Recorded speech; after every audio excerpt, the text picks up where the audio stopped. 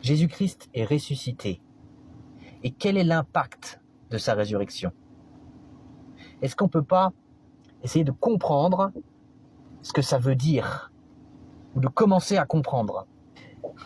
Dieu lui-même a envoyé son propre Fils, et ce Fils est aussi Dieu, et il est venu mourir sur une croix dans l'objectif de te sauver de l'enfer, de te sauver de ta dépravation, de te sauver de ton péché, de te sauver de tes mauvaises habitudes, de tes addictions, de la pornographie. Dieu est venu pour te sauver de l'enfer, t'offrir une vie éternelle, là où il n'y aura plus jamais aucune souffrance, la vie pour la gloire de Dieu, l'éternité pour la gloire de Dieu. Vous voyez ça aux médias, à la télé? Le sens de la vie, on vous harcèle de pub vous disant de réfléchir au sens de la vie? Est-ce qu'on vous harcèle de pub vous disant, ça dit ça, c'est français, vous disant, qui disent, oui, c'est vrai, vous disant d'ouvrir la Bible, l'original, et de lire? Est-ce qu'on vous harcèle de pub vous disant que le centre de la vie, le but de la vie, ce n'est pas vous-même? Est-ce qu'on vous harcèle de pub? Est-ce qu'on vous harcèle de messages qui vous disent d'aller à l'essentiel, ou est-ce que plutôt on vous harcèle de pub pour vous centrer sur autre chose que votre Créateur? Quel est le but de tout ça, en fait? Quel est le but de l'existence? Enfin, des questions ridicules, on en a sur TikTok. Et tout ça, vous en trouvez facilement. Le chemin de la perdition, il est facile, quoi. Mais le chemin de la vie, il est difficile. Il est étroit, resserré, tout fin. La Bible donne la réponse à la question du sens de la vie, de l'objectif de la vie, du vrai objectif. Et la Bible originale, je ne te parle pas de la Bible des catholiques. Quel est le sens de la vie? On veut une société de consommation. TikTok fonctionne comme ça. Tu zappes des vidéos, je me suis déjà fait avoir là-dessus. Tu zappes des vidéos, tac, tac, tac, tac, jusqu'à arriver à ce qui te convient, à ce qui te plaît. Donc le sens de la vie, c'est de vivre pour ce qui nous plaît. Le sens de la vie, c'est de consommer ses jours, en fait, pour aller où? Pour aller en enfer. C'est pas des blagues, l'enfer, le paradis, la vie après la mort. Nous ne sommes pas des animaux. Nous sommes des êtres éternels. Nous sommes des êtres faits à l'image de Dieu. On ne dit pas ça par orgueil. En tout cas, j'essaie de ne pas le dire par orgueil. Mais on est fait à l'image de Dieu dans l'objectif de le glorifier. Le sens de la vie, c'est de vivre pour la gloire de Dieu. Je ne vais pas faire durer le suspense plus longtemps. Non, on va aller dans le texte. Donc Matthieu 20, à partir du verset 17. Pendant que Jésus montait à Jérusalem, il prit à part les 12 disciples et il leur dit en chemin, « Voici, nous montons à Jérusalem, et le Fils de l'homme sera livré aux principaux sacrificateurs et aux scribes. Ils le condamneront à mort, et ils le livreront aux païens, pour qu'ils se moquent de lui, le battent de verges et le crucifient. Et le 3e jour, il ressuscitera. » Alors, la mère des fils de Zébédée s'approcha de Jésus avec ses fils et se prosterna pour lui faire une demande. Il lui dit, « Que veux-tu ? » « Ordonne, lui dit-elle, que mes 2 fils que voici soient assis dans ton royaume, l'un à ta droite et l'autre à ta gauche. » Jésus répondit, « Vous ne savez ce que vous demandez. Pouvez-vous boire la coupe que je dois boire ? » Nous le pouvons, dirent-ils. Et il leur répondit, « Il est vrai que vous boirez ma coupe, mais pour ce qui est d'être assis à ma droite et à ma gauche, cela ne dépend pas de moi, et ne sera donné qu'à ceux à qui mon Père l'a réservé. » Les 10, ayant entendu cela, furent indignés contre les 2 frères. Jésus les appela et dit, « Vous savez que les chefs des nations les tyrannisent et que les grands les asservissent. Il n'en sera pas de même au milieu de vous. Mais quiconque veut être grand parmi vous, qu'il soit votre serviteur. Et quiconque veut être le premier parmi vous, qu'il soit votre esclave. C'est ainsi que le Fils de l'homme est venu non pour être servi, mais pour servir et donner sa vie comme la rançon de plusieurs. Pas de tout le monde. C'est marqué 3. Le troisième jour, qu'est-ce qui s'est passé? Jésus-Christ est ressuscité. Jésus-Christ a vaincu la mort. Pourquoi? Il est Dieu! Dieu fait ce qu'il veut! Il a vaincu la mort. Ouais. C'est son histoire, c'est pas la nôtre en fait. Enfin, c'est son histoire, mais on est conforme à son histoire. En tant que chrétien authentique, si tu es un enfant de Dieu authentique, je te parle pas d'étiquette, de protestant, évangélique, catholique, orthodoxe ou quoi. Je te parle de la foi authentique en Jésus-Christ. Si tu as cette foi, si tu t'es repenti de tes péchés et que tu as cru en Jésus-Christ bibliquement, alors il y a une conformité à la mort de Jésus-Christ et à sa résurrection. Tu es conforme à sa mort et tu seras conforme à sa résurrection. Et tu hériteras, entre guillemets, d'un corps incorruptible. La corruptibilité ne peut pas hériter de l'éternité avec Dieu au paradis. Seule l'incorruptibilité en Jésus-Christ le peut. C'est-à-dire que quand tu es séparé du péché, quand tu es une nouvelle créature, quand tu es transformé par Dieu, alors tu as la vie éternelle. Et tu es sûr d'aller au paradis. Il y a une conformité, premier point, à la mort de Jésus-Christ, mort pour les péchés de son peuple, et à sa résurrection pour les élus de Dieu. Deuxièmement, le deuxième point, eh bien, Jésus-Christ est vivant. On s'adresse à un Dieu vivant. On s'adresse à Jésus-Christ vivant pour l'éternité. Jésus-Christ est mort pour le péché, une fois pour toutes, pour les péchés des élus, pas pour les autres. Et il est ressuscité. Et il ne mourra plus jamais, la mort n'a plus de pouvoir sur lui. Dieu a vaincu la mort. Donc, quand tu t'adresses à Jésus-Christ, si tu es chrétien, c'est dans le cadre d'une vraie religion et d'une vraie relation. Tu t'adresses à Jésus-Christ ressuscité pour toujours, au Messie ressuscité. Jésus-Christ est le chemin vers le Père. Entre guillemets, c'est un chemin vivant. Ben oui, c'est une personne. On ne vient au Père que par lui, mais il n'est pas resté mort. Il est vivant. D'ailleurs, il est le chemin, la vérité et la vie. Pas un chemin, une vérité, une vie. Le chemin, la vérité, la vie.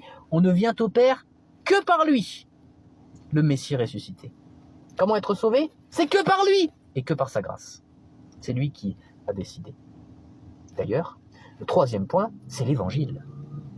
Eh bien oui, Dieu est mort et il est ressuscité le troisième jour. Il a été crucifié. Jésus-Christ est Dieu. Il est Dieu, il est le Créateur, il existe de toute éternité. Il s'est incarné, c'est ce que j'ai écrit là. Dieu qui s'incarne, qui meurt pour les péchés de son peuple et qui ressuscite le troisième jour. Il est venu, il s'est incarné par amour pour toi. Il est venu mourir sur la croix par amour pour toi et il est ressuscité. Et si tu es un élu de Dieu, c'est-à-dire si tu as cru en Jésus-Christ et tu t'es repenti, ou si tu vas le faire, alors ça voudra dire qu'il est mort pour tes péchés. Ça s'appelle l'expiation limitée. Qu'il a payé ta note, ta facture, qu'il a payé la justice de Dieu pour tes péchés à ta place. Et quatrième point, un point qu'on oublie des fois, c'est la puissance de Dieu. Tu as déjà ressuscité quelqu'un? Est-ce que tu as déjà ressuscité quelqu'un? Non mais, les médecins, des fois ils arrivent à soigner, entre guillemets, même s'ils utilisent des médicaments qui ont été créés par Dieu. Mais qui dit qu'il peut ressusciter des gens? Il faut, la puissance de Dieu, ça dépasse l'imagination en fait. Il a l'autorité sur la vie et sur la mort. Il a vaincu la mort. Il est ressuscité le troisième jour. Jésus-Christ. Il est le Fils de Dieu. Et il est Dieu en même temps. Alors, Dieu est celui qui avait planifié ça aussi. Oui, ça j'ai oublié ça.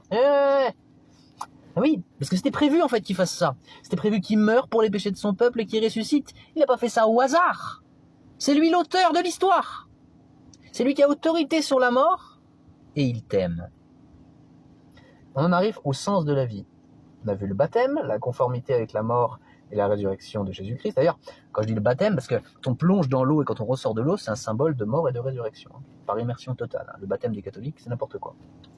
Deuxièmement, on a vu que Dieu était vivant, Jésus-Christ a vaincu la mort et qu'on s'adresse à Jésus-Christ ressuscité en tant que chrétien. Troisièmement, c'est l'évangile, c'est la bonne nouvelle. C'est Dieu qui vient mourir pour les péchés de son peuple et qui ressuscite, c'est pas rien. Et quatrièmement, la victoire de Dieu sur la mort, la résurrection. Qui fait ça? Il n'y a que Dieu qui pouvait ressusciter après avoir payé les péchés de son peuple. Il n'y a que lui. Et enfin, on arrive au sens de la vie. Est-ce que tu veux avoir ce Dieu-là, tout-puissant, qui a autorité sur la mort, comme ennemi ou comme ami? Est-ce que tu veux l'avoir comme ennemi ou alors comme Dieu et le servir? Parce que être l'ami de Dieu, c'est le glorifier. C'est vivre pour sa gloire. Le sens de la vie, c'est ça, j'en parlais au début.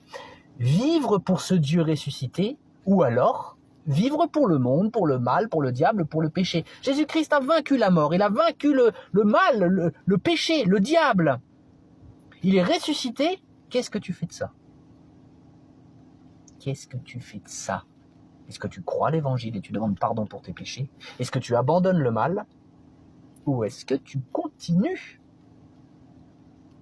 Non mais, parce que si je lance ma voiture à 300 km/h à contresens sur l'autoroute, à un moment donné, je vais percuter quelque chose. Tu vois? Et je vais sûrement mourir.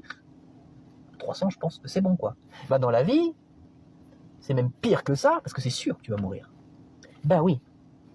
Ou si tu es chrétien, tu seras, si Jésus-Christ revient avant, tu seras transporté dans les airs à la rencontre du Seigneur.